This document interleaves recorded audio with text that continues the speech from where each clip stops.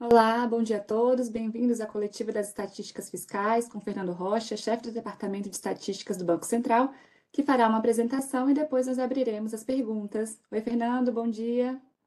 Bom dia, Carla. Bom dia a todos. Vamos começar então essa que é a terceira coletiva sobre as estatísticas macroeconômicas do Banco Central do mês de maio, né, apresentando os resultados de abril. Desta vez apresentando os resultados da estatística fiscal do país, né? Começando pelo resultado primário, o setor público consolidado teve um superávit primário de 6,7 bilhões de reais no mês de abril. Esse resultado representa uma redução quando a gente compara com o resultado do mesmo mês do ano passado, né? Em abril de 2023, o setor público consolidado teve um resultado primário superavitário em 20,3 bilhões. Então, quando a gente faz essa nossa comparação usual, né, comparando o resultado de abril de 2023 com abril de 2024, nós tivemos uma redução, né, no superávit primário de 20,3 bilhões para 6,7 bilhões. O setor público consolidado, como vocês sabem, é composto por três esferas de governo, né? O governo federal, os governos regionais, que incluem os governos dos estados e dos municípios, e as empresas estatais também nos três níveis do governo. Analisando esse resultado, o superávit de 6,7 bilhões do mês de do mês de abril, é por esfera de governo, começando pelo governo central, né? O governo central teve um superávit primário de 8,8 bilhões no mês de abril. Da mesma forma como no resultado do setor público consolidado como um todo, né? Abril de 2024 representou também uma redução em relação a abril de 2023. Ou seja, nos dois casos, houve superávites primários. No mês de abril de 23, esse superávit primário foi de 16,9 bilhões. O superávit primário de abril de 24 foi de 8,8 bilhões, ou seja, uma redução de aproximadamente metade, né? Uma redução de 48% nesse resultado. Ainda sobre o resultado do governo central, claro, vocês sabem que o resultado primário pode ser apurado através do balanceamento, né, da comparação entre as receitas e as despesas, a própria definição, né, a diferença entre as receitas e despesas, se as receitas superam as despesas, o superávit, se as despesas superam as receitas, um déficit. Quando a gente olha esse balanceamento de receitas e despesas, esses números, esse balanceamento é feito pela Secretaria do Tesouro Nacional e os números a seguir são da STN, né? Houve crescimento nas duas, né? Mas você já pode adivinhar como o superávit diminuiu, o crescimento nas despesas foi maior. Então, pelo lado das receitas, o critério usualmente considerado são as receitas líquidas. As receitas líquidas tiveram uma elevação interanual de 8,4%, né? Ou seja, comparando abril de 2024 com abril de 2023 e fazendo o ajuste pela inflação, ou seja, comparando os valores reais a preços de abril de 2024, teve um aumento de 8,4% na receita líquida. Esse aumento foi devido a um crescimento mais ou menos generalizado no conjunto dos impostos, principalmente IPI, COFINS, né, mas em outros também. No caso das despesas, né, as despesas totais nesse mesmo critério, abril de 2023 comparado a abril de 2024, com a correção pela inflação, a receita total cresceu 12,4% em termos reais, mas essa comparação tem uma especificidade, né? Que agora, em abril de 2024, foi realizada uma antecipação de pagamentos de uma parcela, né, de 13º salário de aposentados e beneficiários do INSS, que não ocorreu neste mesmo mês, em 2023. Então, isso impacta o resultado nessa comparação interanual, mês contra mês. Claro, quando a gente olhar um período mais longo, olhar o ano como um todo, isso vai ser absorvido, né? Então, a gente tem uma despesa que ocorreu em abril de 2024, que não ocorreu em abril de 2023. Provavelmente, quando chegar mês de maio, essa despesa já terá sido antecipada, né? Então, você vai ter para frente, né, digamos assim, a devolução dessa diferença. Ela provocou um resultado menor agora neste mês.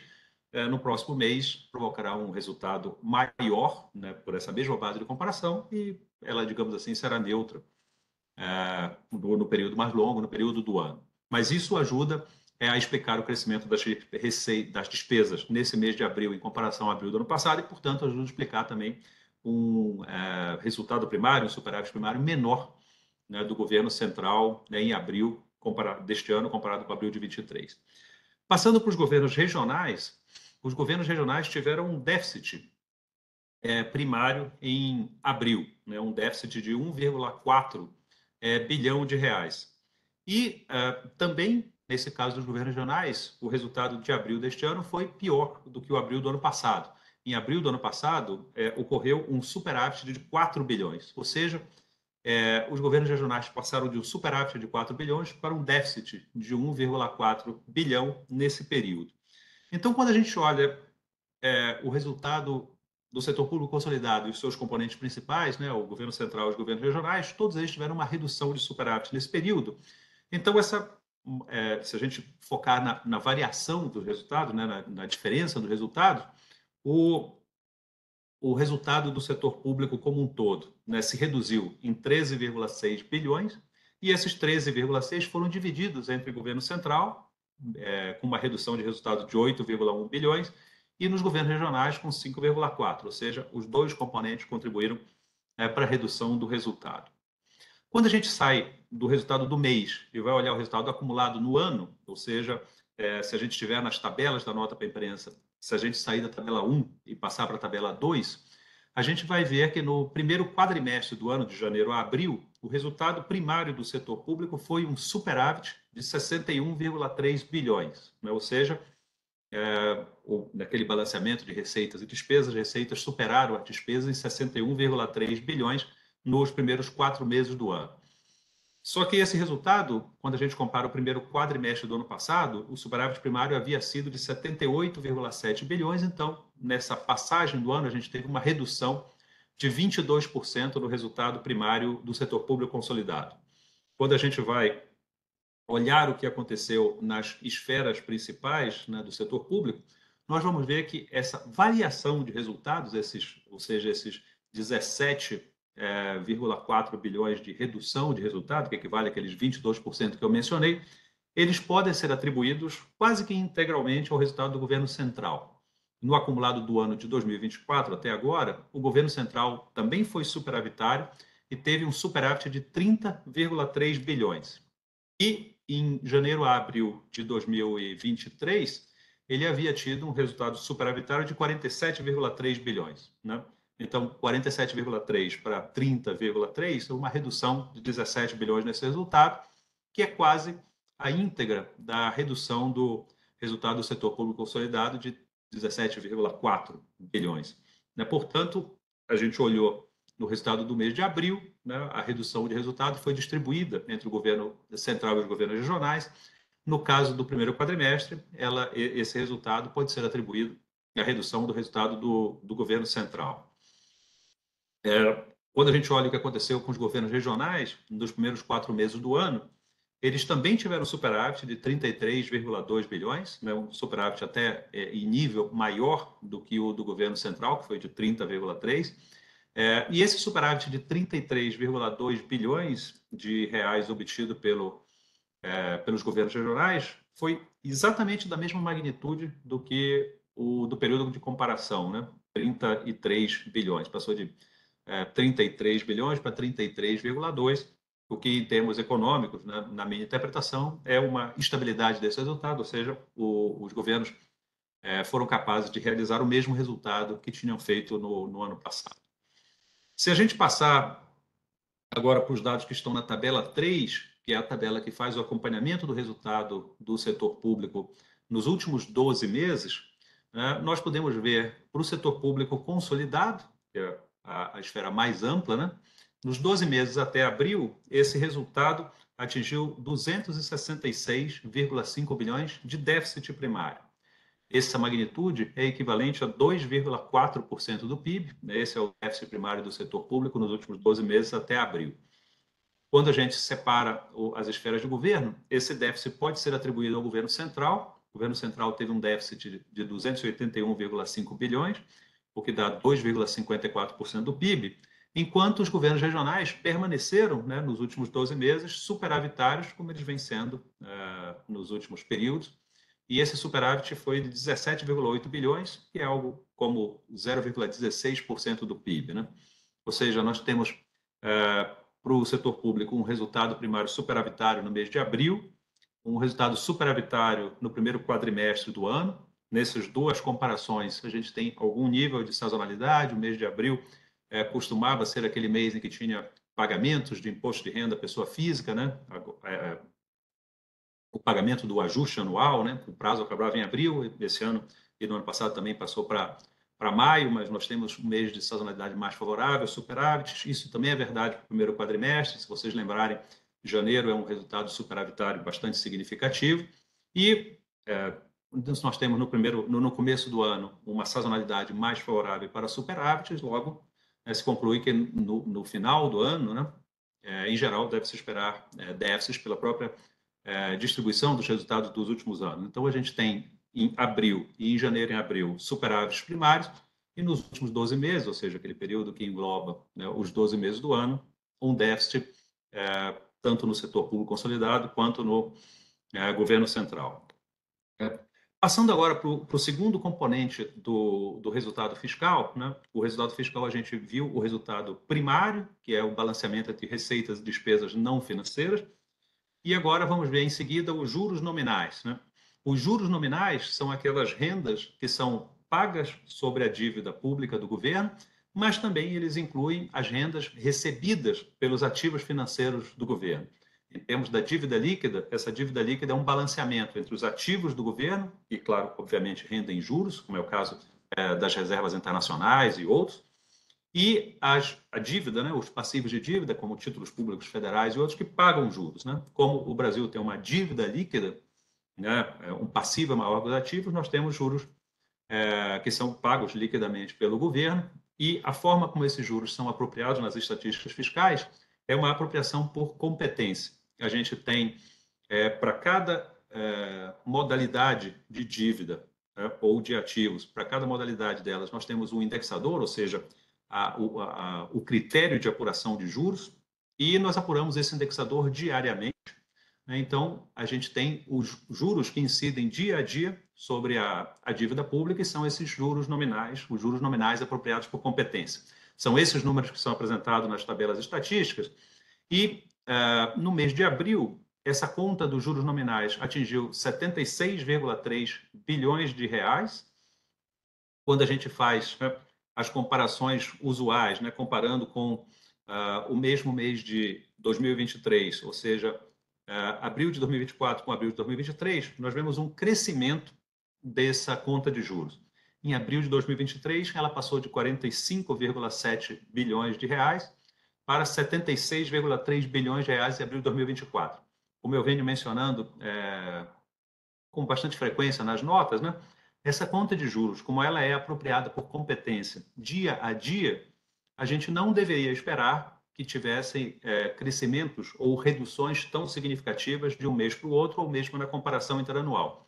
Quando isso acontece, a gente deve olhar o que aconteceu com os swaps cambiais. Os swaps cambiais são aquelas operações, né, do Banco Central, em que você tem uma operação de derivativos, né, da variação da taxa de câmbio contra a variação dos juros domésticos em moeda nacional. E esses swaps, eles podem causar, dependendo, claro, a variação do câmbio tende a ser, o câmbio tende a ser mais volátil do que a taxa de juros. Então, com a variação do câmbio, nós podemos ter ganhos para o Banco Central nesses swaps ou perdas. Esses ganhos são apropriados nas estatísticas fiscais como uma receita de juros, e as perdas do Banco Central com swaps são apropriadas como despesa de juros. Então, se a gente olhar o que aconteceu nos dados que estão na tabela 1, passando de 45,8 para 76,3 bilhões na conta de juros, houve um aumento nesse período de 30,6 bilhões. Quando a gente vai olhar o que aconteceu com os swaps, a gente vai ver, lá em abril de 2023, o Banco Central registrou um ganho de 14,2 bilhões de reais com swaps. Isso significa uma receita de juros e, portanto, reduz o valor da rubrica lá em abril de 23. Em abril de 2024, aconteceu o oposto, uma perda de 11,2 bilhões de reais nos swaps. Então, isso aumenta a conta de juros porque é um gasto que nós incorporamos nessa conta.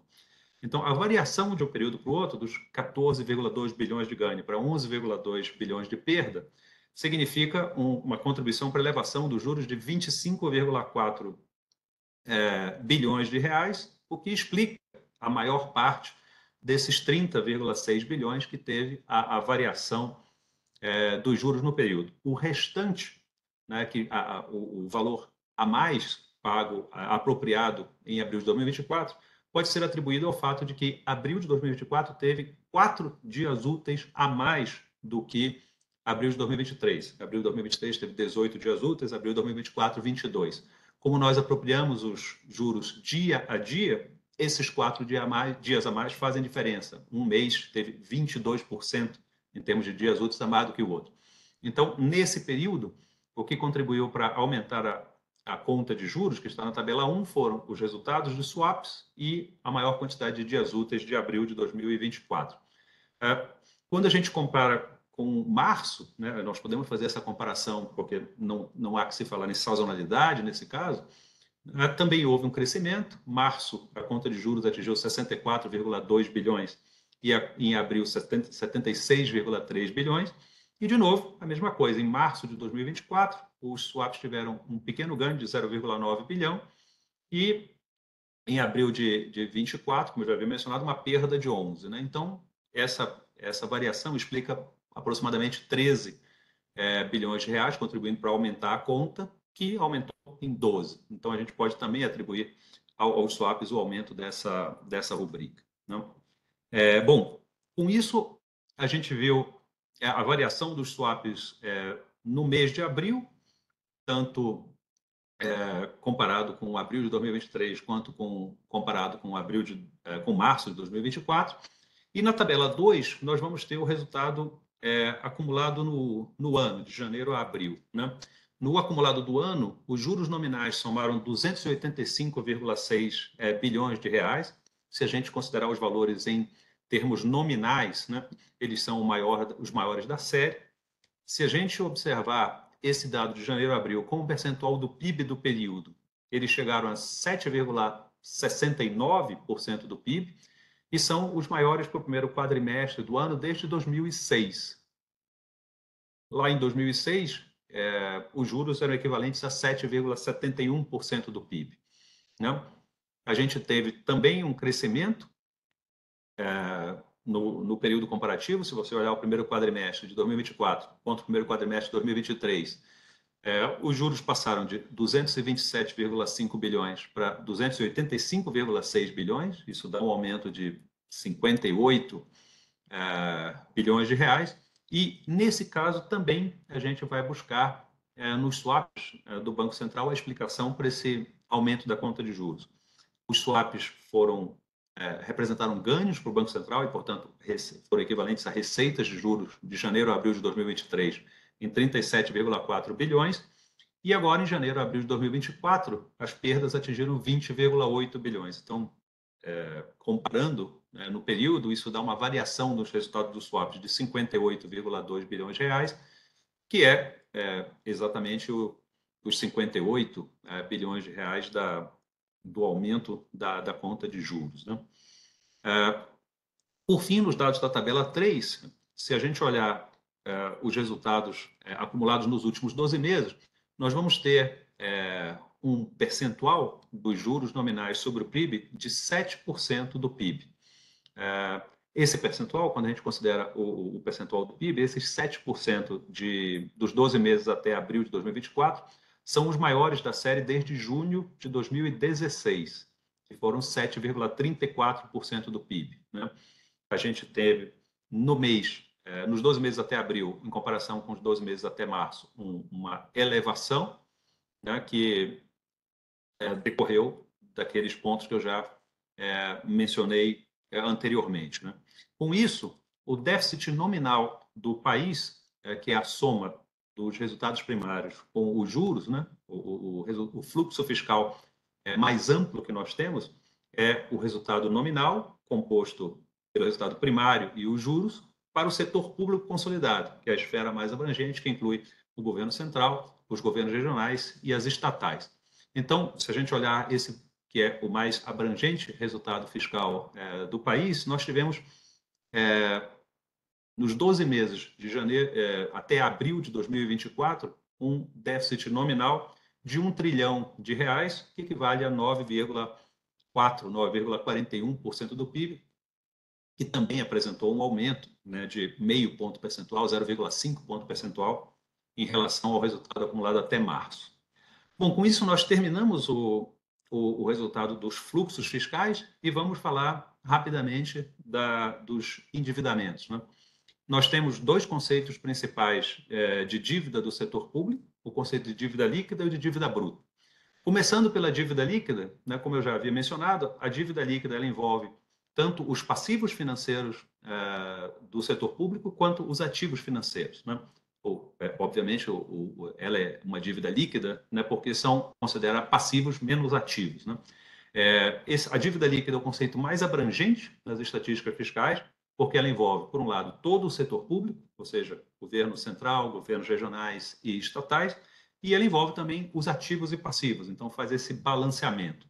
No caso da dívida líquida do setor público, cujos dados estão na tabela 4, essa dívida líquida representou 61,2% do PIB no mês de abril e ela teve uma ligeira elevação de 0,1 ponto percentual em relação ao mês anterior, né?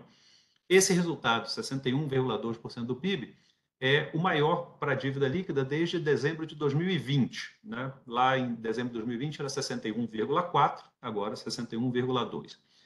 Quando a gente olha a dívida bruta, como o nome já diz, ela considera só os passivos, ou seja, ela não considera os ativos, né, do setor público, considera só aqueles passivos, então, portanto, ela vai ter uma magnitude maior do que a dívida líquida, né? Que a dívida líquida considera passivos menos ativos e a dívida bruta apenas passivos.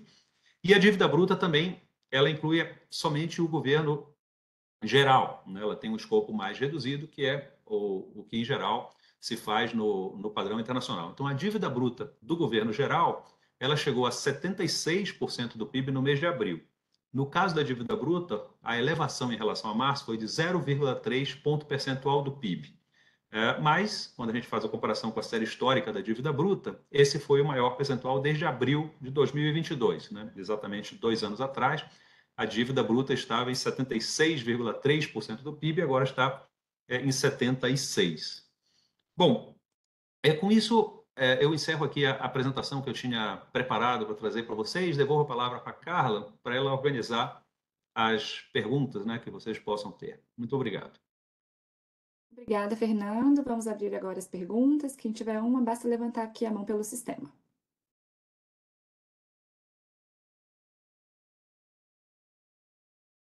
Temos 2 perguntas já aqui. Vamos começar com o Gabriel.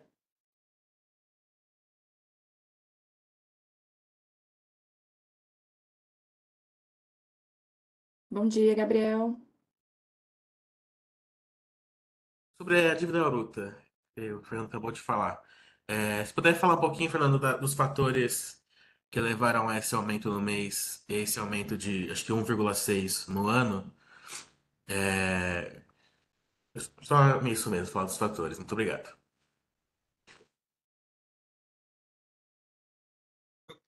Opa, muito bom, Gabriel. Muito obrigado pela pergunta. Na nota para a imprensa, a gente tem os fatores condicionantes, uma tabela que nós chamamos de fatores condicionantes da dívida, né? Essas tabelas existem tanto para a dívida líquida quanto para a dívida bruta. Eu sei que você perguntou sobre a dívida líquida, mas, enfim, eu ia só mencionar rapidamente aqui, porque eu sei que você perguntou sobre a dívida bruta, mas vou mencionar rapidamente isso aqui, a dívida líquida, né? Se você olhar a tabela 5, ela tem os fatores condicionantes da dívida líquida no mês. Se você olhar a tabela 6, tem os condicionantes da dívida líquida no ano. A mesma coisa vai acontecer nas tabelas 18 e 19, nos condicionantes da dívida bruta no mês e no ano. Por que eu estou fazendo essa diferença? A dívida líquida, ela é aquele conceito mais amplo, né, que eu falei, inclui ativos e passivos, e ela é para o setor público como um todo. Dessa forma, ela se relaciona diretamente, né, com os fluxos fiscais, com o déficit nominal. Isso significa o seguinte: a variação da dívida líquida né? Essa variação de 0,1 ponto percentual nesse mês, mas enfim, qualquer variação na dívida líquida representa uma variação dos estoques de ativos ou passivos financeiros, né? E ela se relaciona diretamente, a partir dessa variação dos estoques, a gente consegue encontrar os resultados fiscais, seja o déficit nominal ou a gente desagregando esse déficit esse resultado nominal em resultado primário e resultado com juros, né? Porque elas são integrados, os fluxos e os estoques, né? Então, a gente consegue ver, por exemplo, na tabela 5, desculpa, exato, na tabela 5, que a gente teve um crescimento de 0,1 ponto percentual nesse mês na dívida líquida. E ele foi basicamente o resultado do déficit nominal, que nessa tabela está na linha 17, que chama NFSP, Necessidade de Financiamento do Setor Público, que é um sinônimo do déficit nominal. Então, esse déficit nominal no mês foi equivalente a 0,6 ponto percentual do PIB. Então, esse déficit nominal contribui para o crescimento da dívida, só que a gente compara a dívida em relação ao PIB. Então, a gente tem que olhar o crescimento do PIB nominal também. Então, se o déficit nominal contribui para elevar a dívida, o crescimento do PIB nominal, né, que é o denominador, né, dessa razão, contribui para reduzir. Então, o déficit nominal foi num sentido, o crescimento do PIB no outro, e eles se reduziram. Também teve no período os efeitos da desvalorização cambial, mas eu vou deixar isso do lado no momento.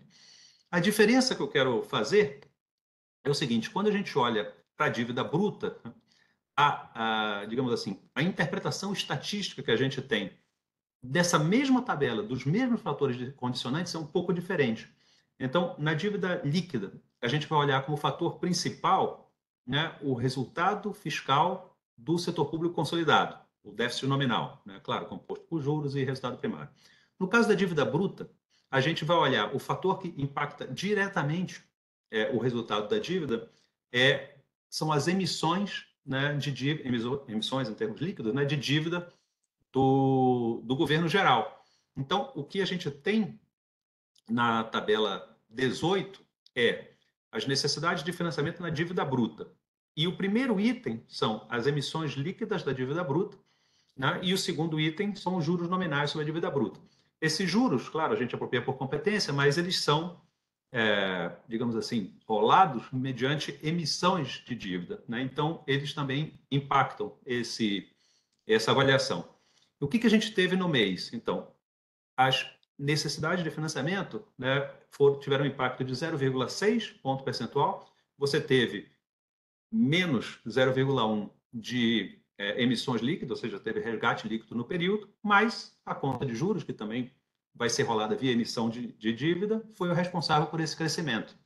Então, quando a gente olha os dados do mês, a gente pode dizer, no caso da dívida bruta, né, muito embora tenha tido um resgate neste mês, claro, isso depende da gestão da dívida mobiliária que é feita pelo Tesouro Nacional, e isso leva em consideração, né, os prazos de vencimento, o perfil da dívida, a estrutura da dívida e as melhores condições que o Tesouro faz para gerir essa dívida, né? Então, nesse mês teve resgates líquidos, mas, né, a conta de juros obriga, né, novas emissões de dívida. Então, as emissões de dívida foram responsáveis pelo crescimento da dívida bruta. Claro que a gente compara também o crescimento do PIB nominal, né? A necessidade de financiamento da dívida foram 0,6% do PIB, o crescimento do PIB nominal foi estimado em 0,4%. Perfeito, então é essa a diferença. Mas, então, essa é uma explicação estatística. E se você quiser fazer uma vinculação entre as duas tabelas, ela não é tão direta assim, mas você pode dizer assim, quais são as razões que fazem com que seja necessário você emitir dívida em termos líquidos, né? Continuar emitindo dívida. Ora, elas estão vinculadas ao resultado que o governo apresenta em termos nominais, né? Se você tem, né, um déficit nominal, uma forma de emissão, uma forma de financiamento desse déficit é a emissão de dívida. Se você tem uma conta de juros nominais, né, que são para ser pagos, isso vai ser pago mediante emissão de dívida. Então, essa é a forma de você vincular as duas tabelas.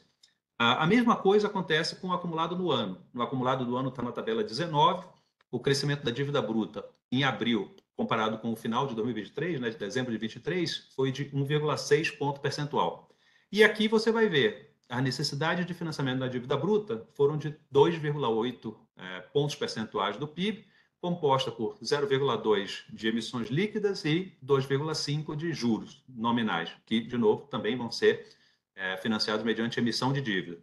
E, no sentido contrário, atuou o crescimento, né, do PIB nominal, que cresceu 1,5%, a estimativa que nós temos para o período, cresceu 1,5% do período. Então, desse balanceamento, você tem aí os resultados. Era isso, Carla. Devolvo a palavra para você. Obrigada, Fernando. Vamos com a pergunta da Marcela agora.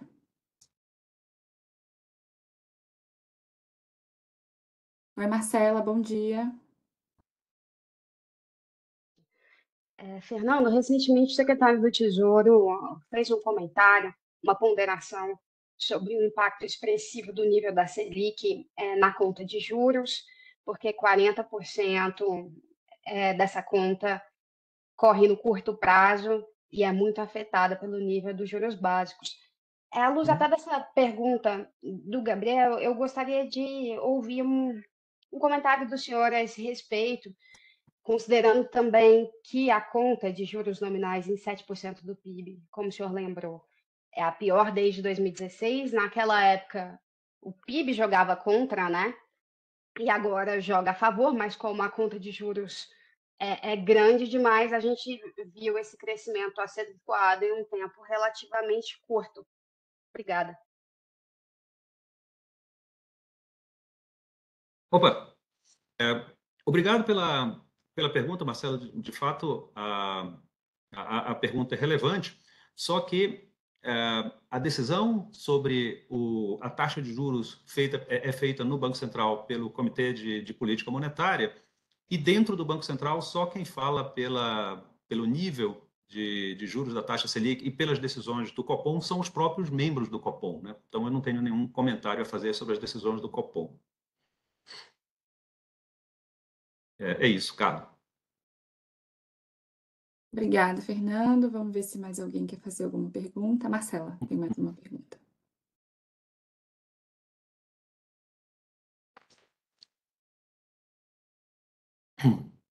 Oi, Marcela, me escuta?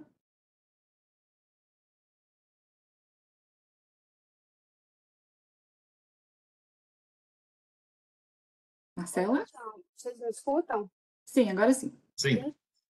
Fernando, na verdade, eu queria, um comentário sobre em que medida é o nível dos juros que mais está impactando essa conta.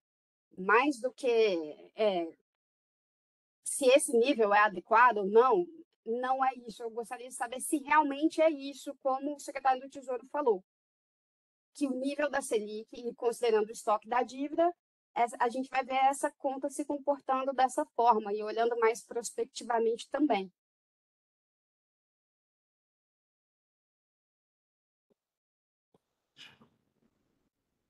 Achei aqui. Perfeito, claro.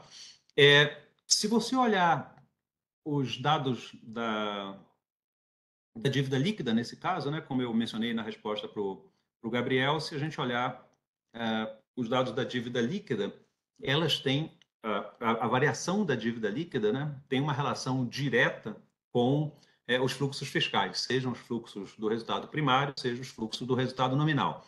Esses dados estão, como eu acabei de explicar, na tabela 5, se você considerar o valor do mês. E estão na tabela 6, se você considerar o valor agregado no ano. O impacto do primário está na linha 18, o impacto dos juros nominais está na linha 19, e nós temos nas linhas seguintes o impacto dos fatores que afetam diretamente o estoque, né? Todos vocês sabem, né? A dívida ela pode ser afetada pelos fluxos, né? Digamos assim, um fluxo primário superavitário contribui para reduzir a dívida, um fluxo primário deficitário contribui para aumentar a dívida, a conta de juros contribui para aumentar a dívida. E aí a gente tem os fatores, claro, tem o PIB que atua no denominador, né? O crescimento do PIB nominal contribui para reduzir a dívida como proporção do PIB, mas nós temos um conjunto de fatores que afetam diretamente o estoque da dívida, sem passar pelos fluxos. O exemplo mais fácil disso é o câmbio, né? O Banco Central tem um montante bastante significativo de reservas internacionais, que são ativos financeiros, e quando a gente compara digamos assim, a dívida externa do setor público, em termos líquidos, ela é positiva, ela é credora por causa do volume de reservas internacionais. Então, a gente tem uma situação em que desvalorizações cambiais reduzem a dívida, mas apreciações cambiais aumentam a dívida. E esse fator não passa pelos fluxos, ele vai direto nos estoques, né? Porque a gente mede esse montante, tanto das reservas internacionais, que são ativos financeiros, quanto da dívida externa do governo, que são passivos financeiros, a gente mede em reais. Então, quando tem uma variação da taxa de câmbio, mesmo que não tenha acontecido nada, o valor das reservas em dólares ou o valor da dívida externa em dólares continuem os mesmos, com a valorização cambial, eles mudam, né? Então, esse ajuste cambial, que é o termo que está na tabela 5, está na linha 20, né? Então, ele contribuiu, por exemplo, neste mês agora para a redução do estoque da dívida em 0,4 ponto percentual, nós tivemos uma desvalorização de 3, alguma coisa por cento no mês, e nós temos três outros fatores que são relevantes, que afetam direto os estoques, né? Nós temos o que chama de dívida externa, outros ajustes, que são as paridades entre as moedas. Eu mencionei o dólar aqui, mas isso é uma simplificação, né? A gente tem passivos externos e ativos externos em diversas moedas, então essa linha 23 faz a variação das paridades entre as diversas moedas entre si. Na linha 24, tem o que nós chamamos de reconhecimento de dívidas, que são aqueles passivos que não estão incorporados na dívida e que, por alguma razão, são incorporados. É o caso dos recursos do Fundo de Compensação por Variações Salariais, aquela coisa que é herdado do antigo BNH, e toda vez que tem uma inovação de CVS, ela se torna uma dívida depois desse processo, né? E como é uma dívida muito do passado, ela não afeta os fluxos fiscais, então ela é registrada nessa linha. E na última linha, na linha 25, as privatizações, né? Que também são ajustes que nós apuramos diretamente nos estoques, que não afetam os fluxos, né? Então, vocês têm esse conjunto de fatores e depende de qual período você queira olhar, né? Ou na tabela 4, mês a mês, ou na tabela 5, acumulado do ano, você pode identificar quais são os fatores que a cada período contribuíram mais para o aumento da dívida. Carla. Obrigada, Fernando. Sem mais perguntas por enquanto. Eu gostaria de acrescentar mais alguma coisa? Não. Qualquer coisa, se tiver perguntas adicionais, né, se não puder ser feito agora, ou de viva voz, ou no chat, basta passar os comentários para a assessoria de imprensa do Banco Central, que encaminha para a gente responde o mais rápido possível. Mas, se não tiver mais nada, só agradecer a todos por esse acompanhamento das estatísticas, das coletivas de estatística macroeconômica do Banco Central. Desejar a todos um bom dia e um bom feriado. Até logo. Obrigada, Fernando. Bom dia a todos e um bom feriado.